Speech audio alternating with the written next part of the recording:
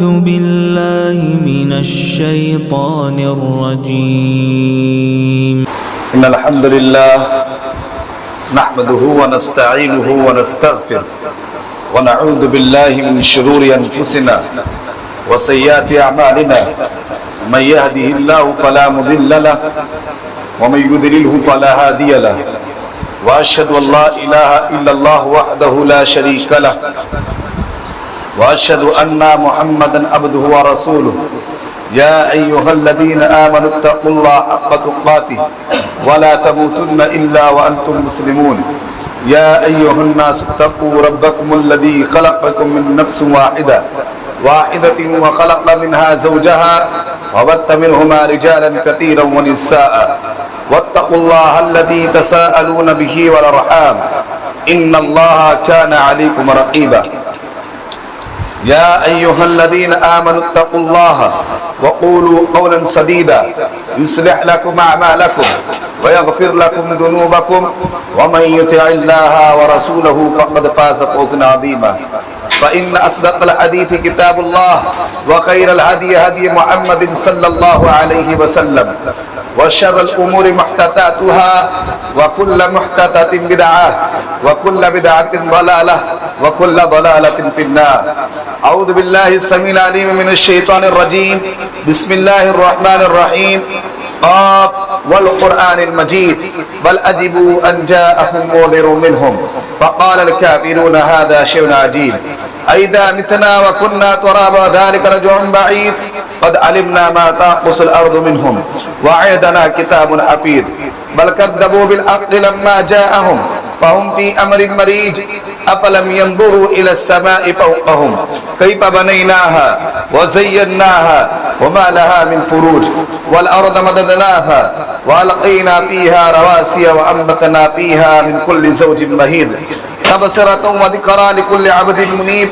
ونزلنا من السماء ماء مباركا فأنبتنا به جنات وحب الحصيد والنخل باسقات لها طلع نضيد رزقا للعباد وأحيينا به بلدة ميتا كذلك الخروج. كذبت قبلهم قوم نوح وأصحاب الرس وثمود وعاد وفرعون وإخوان لوط وأصحاب الأيكة وقوم تبع كل كذب رسل فحق وعيد. أطاعينا بالخلق الأول بل هم في لبس من خلق جديد. وقال الله تبارك وتعالى في كلامه المجيد والفرقان الحميد. أعوذ بالله السميع العليم من الشيطان الرجيم. بسم الله الرحمن الرحيم. سيهزمهم الجمع ويولون الدبر. معزز حاضرین جمعہ، بزرگوں، دوستوں، نوجوانان اسلام، پردہ نشین خواتین اسلام، عزیز طلبہ و طالبات، سب سے پہلے اس اللہ رب العالمین احکم الحاکمین ارحم الراحمین خالق کائنات مالک ارض و سما مدبر و انسجا کے لیے ہے جس نے ہمیں اور آپ کو اس دنیا میں ایک عظیم مقصد کے تحت پیدا کیا. ہماری اور آپ کی پیدائش ایک عظیم مقصد کے تحت ہے. ہمارا اس دنیا میں آنا اللہ رب العالمین کی وحدانیت کو، اللہ رب العالمین کی وحدانیت پر عمل کرنا اور اللہ کے قانون کو دنیا میں ارشاد و نشر و ارشاد کرنا ہے. حاضرین جمعہ، درود و سلام ہو اللہ رب العالمین کے بھیجے ہوئے تمام نبی علیہ السلام پر، خصوصاً ہمارے اور آپ کے آخری نبی تاجدار مدینہ احمد مجتبی سرور کونین جناب محمد الرسول اللہ صلی اللہ علیہ وسلم کے ذات گرامی پر ہے، جنہیں اللہ رب العالمین نے رحمت للعالمین بنا کر کے اس دار پانی کے اندر میں مبعوث کیا. پڑھے اللہم صلی علی محمد وعلی آل محمد کما صلیت علی ابراہیم وعلى آل إبراهيم إنك حميد مجيد اللهم بارك على محمد وعلى آل محمد كما باركت على إبراهيم وعلى آل إبراهيم إنك حميد مجيد. حاضرین جمعہ، آج ہم اور آپ رمضان المبارک کے دوسرے عشرے میں داخل ہو گئے ہیں. آج شمار کے اعتبار سے 13واں روزہ چل رہا ہے.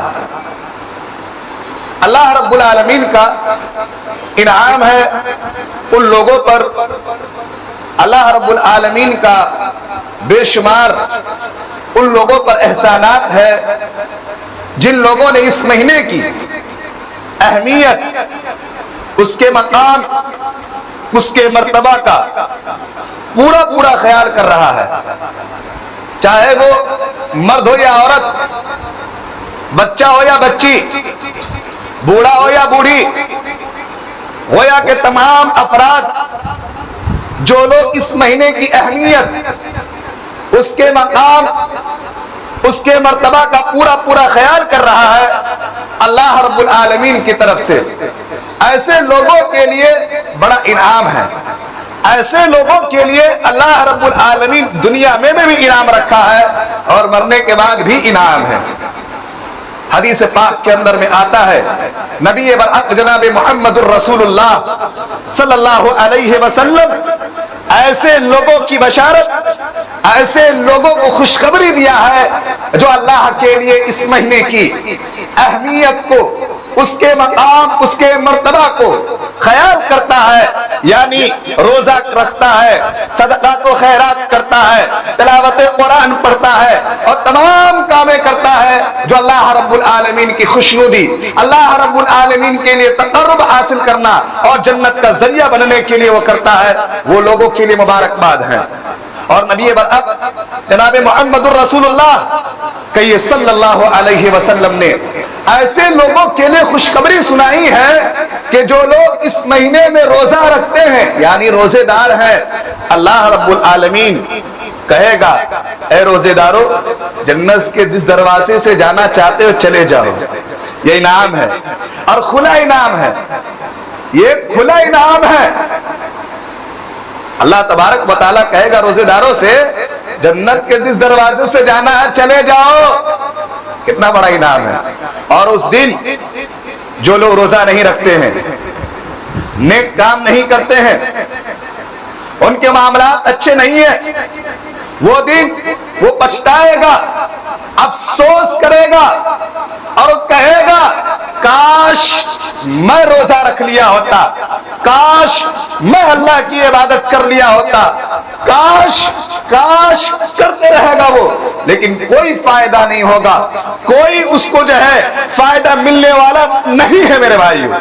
اس لیے ضرورت ہے، آج بھی ضرورت ہے، آج بھی ہم اور آپ اپنی سوچ کو بدل کر کے اللہ کے لیے، اللہ کی وحدانیت کے لیے اس مہینے کا اہتمام کرتے ہیں. اس مہینے کے اندر میں روزے رکھتے ہیں، صدقات و خیرات کرتے ہیں، زکات و فطرہ نکالتے ہیں، تلاوت قرآن کرتے ہیں، تہجد ہے تو تہجد کا اہتمام کرتے ہیں. تہجد تو رمضان کے مہینے میں ہوتا نہیں ہے، نیا تراویح کا اہتمام کرتے ہیں. یہ تمام اگر کام ہم اور آپ کرتے ہیں تو نبی برحق جناب محمد الرسول اللہ صلی اللہ علیہ وسلم نے ان لوگوں کے لیے خوشخبری سنائی ہے، من قام رمضان ایمانا واحتسابا غفر له ما تقدم من ذنبه. میرے بھائیو، بزرگوں، دوستو، آج جس عنوان پر چند باتیں بیان کرنا چاہتا ہوں وہ یہ ہے جنگ بدر. ہم اور آپ دوسروں کی ہسٹری، دوسروں کے بارے میں ہم اور آپ بہت جانتے ہیں. مثال کے طور پر ہم مسلمان ہیں تو ہم لوگوں کو اپنی وجود کے بارے میں معلومات ہونا چاہیے. ایک مثال اور دوں جس سے سمجھانے اور سمجھنے میں بآسانی ہمیں اور آپ کو سمجھ میں آ جائے گا. مثال کے طور پر آپ جس گھر میں رہتے ہیں تو آپ یہ بات کہتے ہیں کہ یہ گھر ہمارے ابا کا ہے، اس کے مالک ہم ہیں، اور ہمارے ابا نے کس طرح سے یہ گھر بنایا یا کس طرح سے یہ زمین خریدا، اس کے معلومات آپ کو پورا ہوتا ہے۔ اسی طرح ہم مسلمان ہیں، ہم کیسے مسلمان ہوئے، مسلمانوں کی ہسٹری کیا ہے، مسلمانوں کی تاریخ کیا ہے، یہ تاریخ کا بھی علم ہونا چاہیے۔ لیکن افسوس کی بات ہے، بدنصیبی کی بات ہے کہ ہمیں اور آپ کو دوسروں کی ہسٹری، دوسروں کے تعلق سے بہت معلومات ہوتا ہے۔ میں یہاں پر پوچھنا چاہوں گا، بہت کم ایسے لوگ ہوں گے جن کو یہ بھی معلوم ہوگا کہ جنگ بدر کس سن میں ہوا اور کون سی وہ تاریخ تھی، بہت کم ہی لوگ ہوں گے۔ افسوس کی بات ہے نا، مسلمان ہے اور مسلمان صرف زبان سے کہنے سے ہوتا ہے، مسلمان صرف زبان سے کہنے سے ہوتا ہے، گوشت کھا لیے مسلمان ہے، واہ، ایسا تھوڑی ہوتا ہے۔ مسلمان کا معنی کیا ہوتا ہے؟ تمام علوم کو جاننے والا، تمام علوم و فنون کو جاننے والا ہوتا ہے۔ مسلمان تجارت میں آگے ہوتا ہے، کاروبار میں آگے ہوتا ہے، علم فنون میں آگے ہوتا ہے۔ مسلمان کا معنی تھوڑی ہے یہ سڑک پہ کھڑے ہو جا کے کہتے ہیں مسلمان ہے، لائسنس بنوا لیے بولے مسلمان ہے، یہی مسلمان نہیں ہے۔ مسلمان کا جو معنی ہوتا ہے، مطالب ہوتا ہے، وہ تمام علوم و فنون کو جانتا ہے، اپنی ہسٹری کو جانتا ہے، اپنی تاریخ کو جانتا ہے، اپنے باپ دادا کے کارناموں کو جانتا ہے، اپنے اچھے اور عادات کے اندر میں جو اچھے عادات ہیں اس کو ملحوظ خاطر رکھتا ہے، جو برے عادات ہیں اس کو ختم کرتا ہے۔ یہ مسلمان۔ افسوس کی بات ہے کہ ہم جس سماج، جس سوسائٹی کے حصہ ہیں، جس قوم کے حصے دار ہیں، جہاں ہماری وجود ہے، جہاں ہماری چلتی ہے، ہم اس کو اس کو کہتے ہیں ایک مقام اور ایک رہبر کی طرح ہمارا وہاں کے مالک اور ذمہ دار بنے ہوئے ہیں۔ لیکن افسوس کی بات تو یہ ہے کہ ہم اسلامی علم و فنون سے، اسلامی جانکاری سے، اسلامی نالج سے ہمارا بہت کوسوں دور ہے۔ لفظ اسلام کا جو پہلا لفظ ہے الف، اس کا بھی علم نہیں ہے۔ لفظ اسلام کا جو پہلا ورڈ ہے اس کا بھی ہمیں اور آپ کو علم نہیں ہے۔ میں نہیں کہتا کہ تمام لوگوں کو نہیں ہوگا، بہت سارے ایسے لوگ ہیں جو جانتے ہوں گے، لیکن جو نہیں جانتے میں ان کو کہہ رہا ہوں۔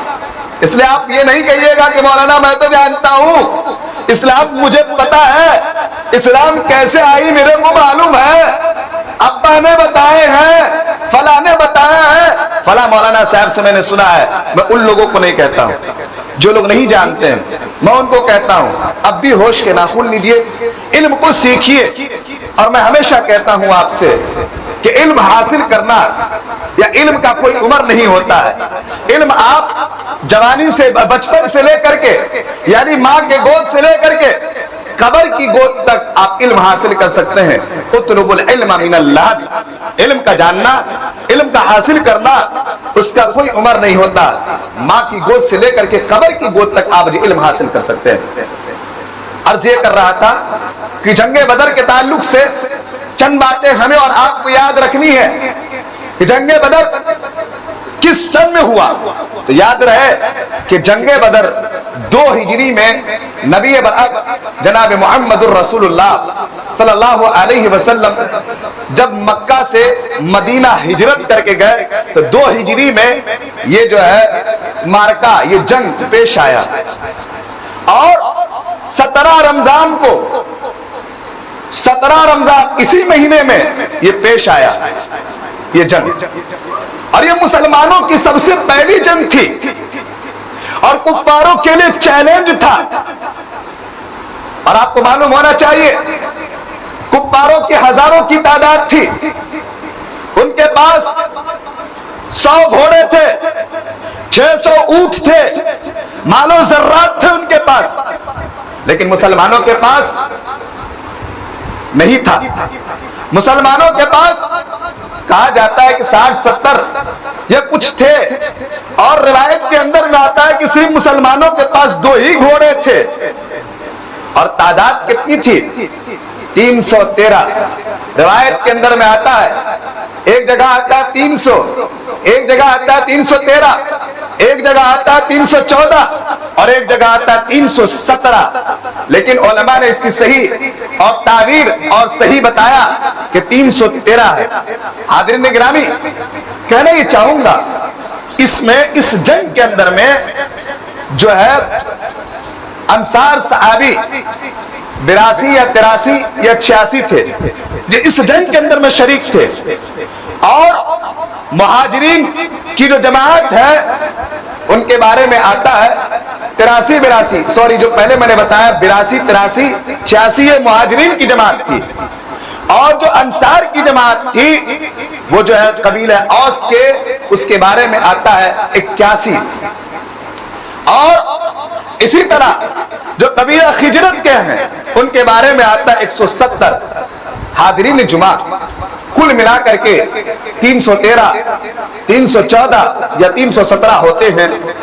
حاضرین، کہنے کا مقصد یہ ہے، بتانے کا مقصد یہ ہے کہ اسلامی ہسٹری، اسلامی تاریخ، مسلمانوں کی سب سے پہلی جنگ، اس کے تعلق سے ہمیں اور آپ کو علم نہیں ہے، ان کے جانکار نہیں ہے۔ آپ کو بتاؤں میرے بھائیوں، یہی وہ جنگ ہے، میں نے آپ کو تقریر کے درمیان میں نے کہا کہ مسلمان تو وہ ہوتا ہے جو علم و فنون کا جاننے والا ہوتا ہے، مسلمان تو وہ ہوتا ہے جس کو تمام علم کا، تمام جو علوم کا وہ جانکار ہوتا ہے۔ اسی جنگ کے اندر میں عمار کا پیش آیا، جب مسلمان اور کفار مشرکین کے درمیان میں جھگڑا اور جنگ ہونا شروع ہو گیا، تو اس کے بعد اللہ رب العالمین نے مسلمانوں کو فتح حاصل کر دی، نصرت دیا، کامیابی حاصل کر دی۔ اللہ رب العالمین نے مسلمانوں کو کامیاب بنایا۔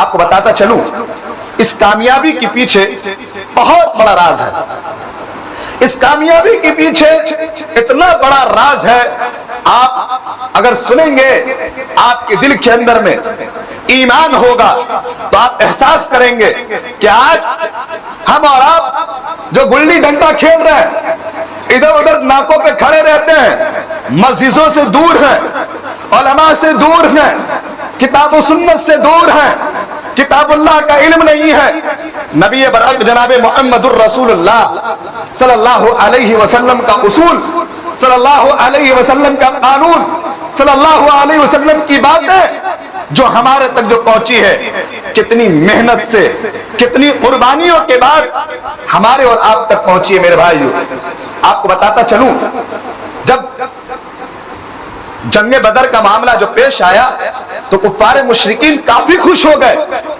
انہوں نے چاہا کہ اب ہمیں موقع مل گیا ہے، اب اس کو نیست و نابود کر دیا جائے، ختم کر دیا جائے۔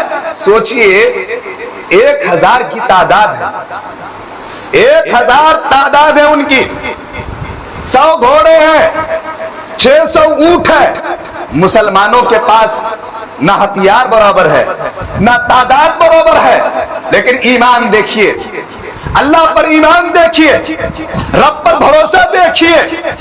اللہ رب العالمین کے لیے اس جنگ میں کود گئے، نہ دیکھا بال کو، نہ دیکھے بچے کو، نہ دیکھے اپنے گھر اور ان کے تمام کام کو نہیں دیکھا، صرف اس لیے چلے گئے کہ یہ مسلمانوں کی پہلی لڑائی ہے، مسلمانوں کو یہ جنگ جیتنا ہے، اور مسلمانوں کو منافقوں کے درمیان میں، کفار مشرکین کے دلوں پر رعب دبدبہ پیدا کرنا ہے۔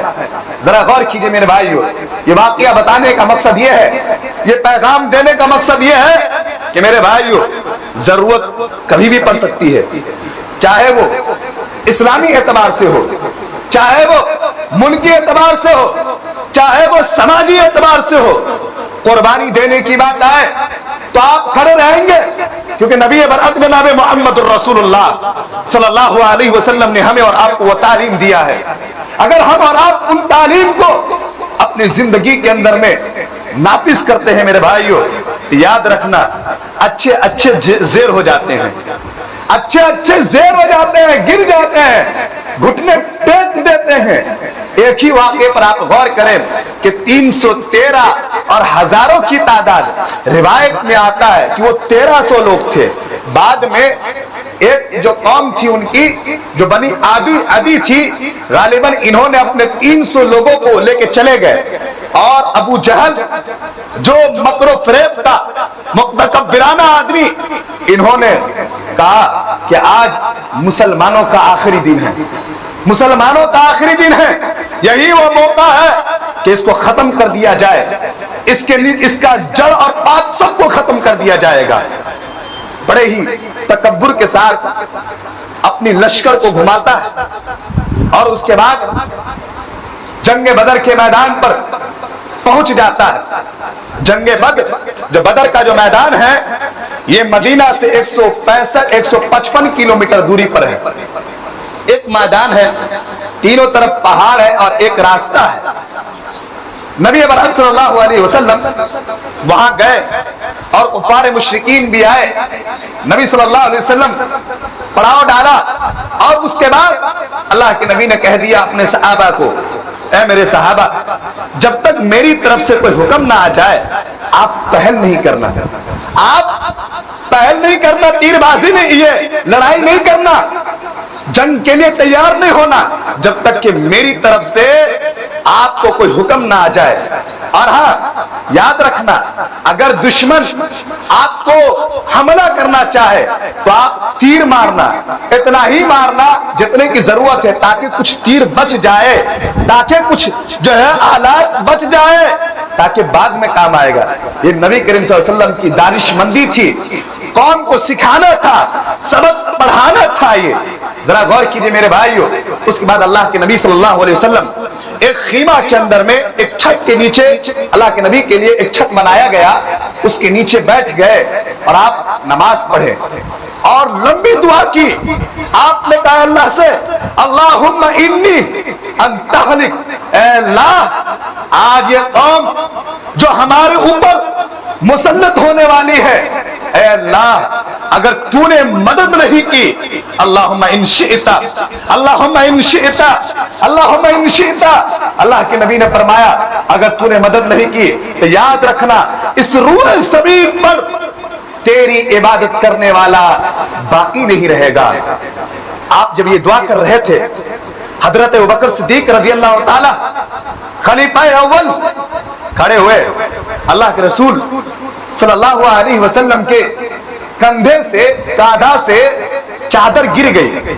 آپ نے کہا اللہ کے رسول سے، اے اللہ کے رسول بس کیجئے، بس کیجئے۔ اللہ کے رسول صلی اللہ علیہ وسلم کچھ دیر کے بعد جھپکی لیے، آنکھیں بند ہوئی، اور اس کے بعد آنکھیں کھولتے اور کہتے ہیں، کیا فرمایا؟ کہا کہ اے ابوبکر خوشخبری ہے، خوشخبری ہے۔ اللہ کے رسول صلی اللہ علیہ وسلم نے کہا کہ حق والے جیت جائیں گے اور جو لوگ باطل ہیں وہ ہار جائیں گے۔ اب حق سے مراد کیا تھا؟ نبی کی تعلیمات تھی، جو آج ہمیں اور آپ کو یہاں ایک جگہ جمع کیا ہے۔ ہمارا اور آپ کا کوئی رشتہ نہیں ہے، دور دراز تک کوئی پہچان نہیں ہے، لیکن نبی کی فرمان ہے، نبی کا قول ہے، کلمہ طیبہ ہے، جو ہمیں اور آپ کو صبح نکلتے ہیں ہم اور آپ اپنے کاروبار میں نکل جاتے ہیں، رات میں کبھی واپس آتے ہیں، لیکن جمعہ کا دن آتا ہے، گرچہ ہم ہفتے میں نماز نہیں پڑھتے ہیں، پورا ہفتہ ہمارا یہ اللہ رب العالمین کی نافرمانی میں گزرتا ہے، لیکن جب جمعہ کا دن آتا ہے رب کے فرمان مسلمانیت جاگ جاتی ہے اور ہم اور آپ اللہ کے لیے مسجد میں حاضر ہو جاتے ہیں اور کلمہ طیبہ کا اقرار کرتے ہیں کہ ہم مسلمان ہیں، تو کم سے کم یہ مسلمانیت جو باقی ہے ہماری اور آپ کے درمیان میں، جو محبت ہے، جو اخوت ہے، وہ یہی تعلیمات کی وجہ سے ہے، یہی قربانی کی وجہ سے ہے۔ میرے بھائیو، کہنا یہ چاہوں گا، ایک شاعر بڑا ہی پرمغز انداز میں کہا کہ فضائے بدر، شعر غور سے سنیے میرے بھائیو اور ایمان کو تازہ کیجئے میرے بھائیو۔ آج ہم اور آپ کہہ رہے ہیں نا کہ کوئی عمر ہو جاتا تو کوئی بڑا سے بڑا ولی آ جاتا، ڈبل عمر خطاب آ جاتے، ہماری اور آپ کا یہ، ہمارے اور آپ کا یہ نعرہ ہے نا کہ مسلمانوں کا کوئی مسیحا مل جاتا، کہیں موسیٰ اتر جاتا تو کہیں عمر اتر جاتا، ہمارے اور آپ کا یہ دعویٰ ہے۔ یاد رکھنا میرے بھائیو، آئیے وہ شعر سنتے ہیں۔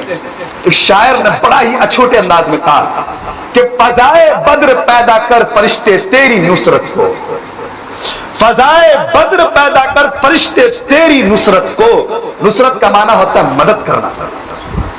اتر سکتے ہیں گردوں سے قطار اندر قطار اب بھی، اتر سکتے ہیں گردوں سے قطار اندر قطار اب بھی۔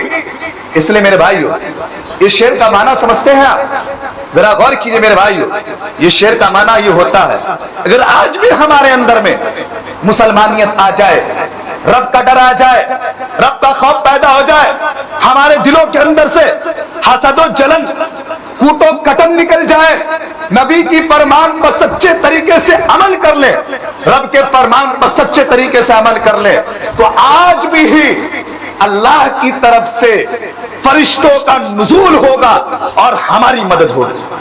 آج بھی یہ ہمارا ایمان ہے، یہ ہمارا عقیدہ ہے کہ اگر ہم اور آپ حق پر ہیں۔ آپ دیکھ لیجئے حالات بہت خراب ہو رہے ہیں، ملک کا حالات ہو، چاہے ملکی سطح پر ہو، چاہے سماجی سطح پر ہو، چاہے وارڈ اور گروہ کے سطح پر ہو، حالات بہت خراب ہیں۔ آدمی ایک دوسرے کو دیکھنا نہیں چاہتا ہے، ایک مولانا کو نہیں دیکھنا چاہتا، ایک عام آدمی کو نہیں دیکھنا چاہتا۔ اور بڑے تعجب کی بات تو یہ ہے، بآسانی آپ سمجھیں گے کہ یہاں تک کہ ایک سگا بھائی اپنے سگے بھائی کو دیکھنا نہیں چاہتا ہے۔ تھوڑا کامیاب ہوتا ہے، ٹانگ ایسا کھینچتا ہے کہ نہ رہا گھاٹ کا نہ رہا آٹ کا، کہیں کا نہیں رہا ہے۔ الحمدللہ اگر آپ نہیں کرتے ہیں بہت اچھی بات ہے، لیکن میرا یہ تجربہ ہے، ذاتی تجربہ ہے کہ سگا بھائی اپنے بھائی کو نہیں چھوڑ رہا ہے، اپنے بھائی کو کسی معاملے میں آگے نہیں ہونے دے رہا ہے۔ اگر اس کا بچہ پڑھا لکھا ہے تو اتنا حسد کرتا ہے، اتنا جلن کرتا ہے جس کے بارے میں ہم اور آپ الفاظوں سے بیان نہیں کر سکتے ہیں۔ ضرورت ہے میرے بھائیوں آج ہمارے دلوں کے اندر میں اللہ رب العالمین کا ڈر پیدا ہونا چاہیے، رب العالمین کا خوف پیدا ہونا چاہیے۔ چاہے آپ بازار میں ہو، چاہے آپ گھر میں ہو، چاہے آپ دکان میں ہو، چاہے آپ مکان میں ہو، چاہے آپ مسجد میں ہو، چاہے آپ اکیلے سفر کرتے ہو، رب کا ڈر ہونا ضروری ہے، رب کا خوف پیدا ہونا ضروری ہے۔ یاد رہے میرے بھائیوں، مائیں بہنیں کو بھی چاہیے کہ اپنے دلوں کے اندر میں اللہ کا ڈر پیدا کرے، رب کا ڈر پیدا کریں۔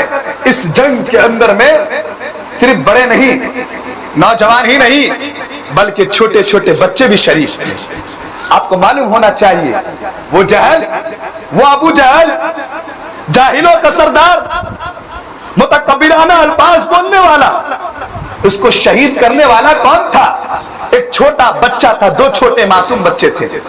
واقعہ بہت مشہور ہے، بیان کرنے کا مقصد یہ ہے، سمجھانے کا مقصد یہ ہے کہ اس چھوٹے بچے کے بارے میں بتانے کا مقصد یہ ہے کہ جب اس چھوٹے بچوں کے کانوں میں یہ آواز آئی کہ ابو جہل اللہ کے نبی کو گالی دیتا ہے، نبی کو گالی دے رہا ہے، تو آپ وہ صحابی، وہ بچہ معصوم دونوں پوچھ لیا حضرت عبد الرحمن بن عوف سے، کہا چچا جو نبی کو گالی دینے والا ہے کہ یہ صلی اللہ علیہ وسلم کو گالی دینے والا کون ہے؟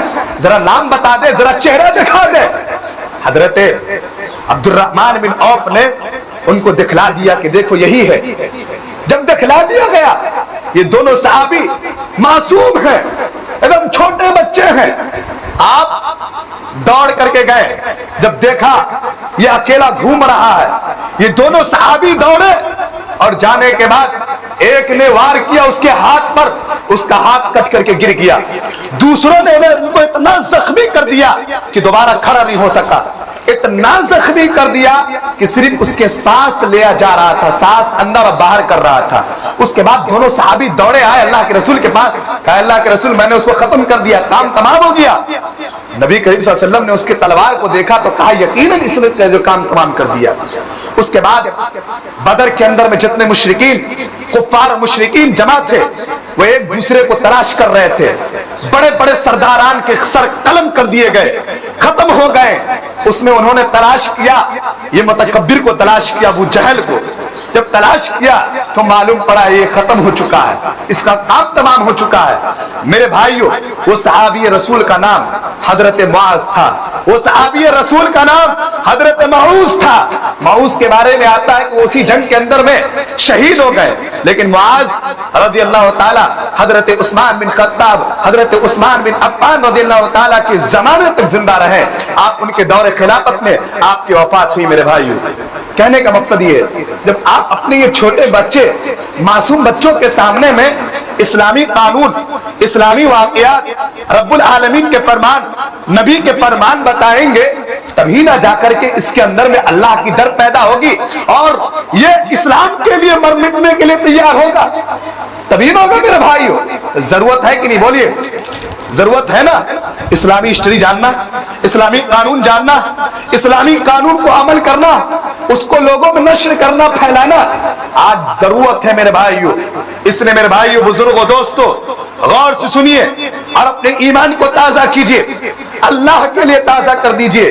یہ رمضان کا مہینہ ہے، اس کے بارے میں آتا ہے یا باقی الشر اکثر یا باقی الخیر اکثر، کہ لوگوں جو خیر کو تلاش کرنا چاہتا ہے، جو بھلائی کو تلاش کرنا چاہتا ہے، تیار ہو جائے، اے مومنو تیار ہو جائے۔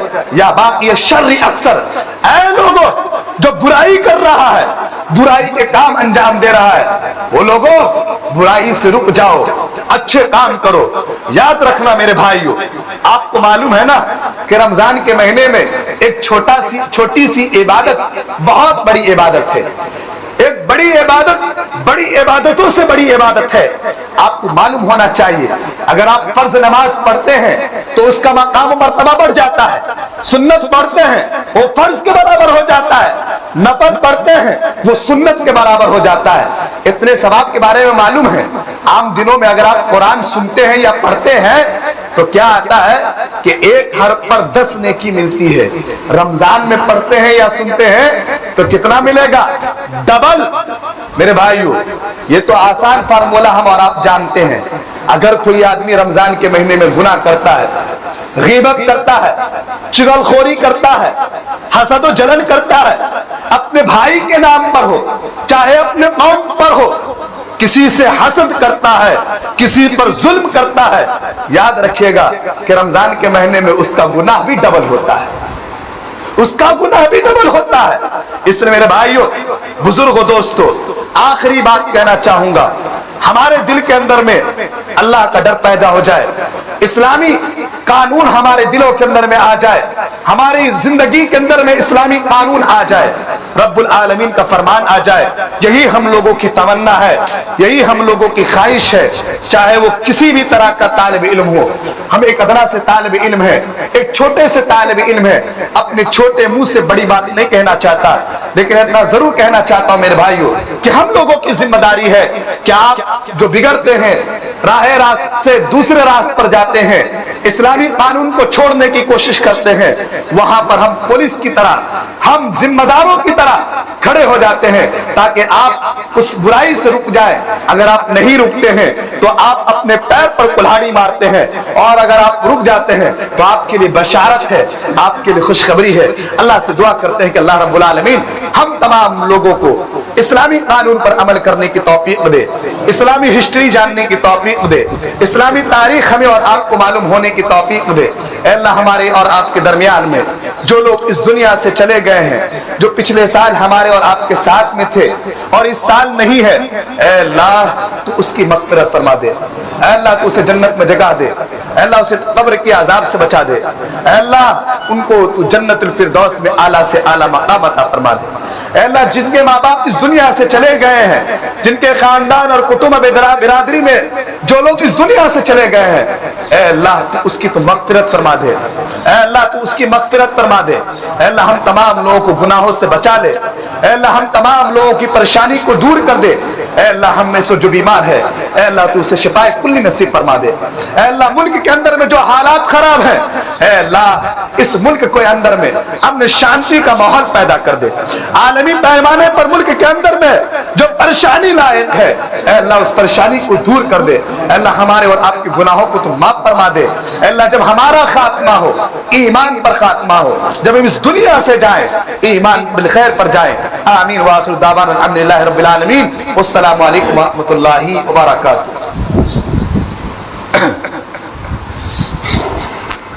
الحمد لله إن الحمد لله نحمده ونستعينه ونستغفره ونعوذ بالله من شرور أنفسنا وسيئات أعمالنا من يهده الله فلا مضل له ومن يضلله فلا هادي له وأشهد أن لا إله إلا الله وحده لا شريك له وأشهد أن محمدا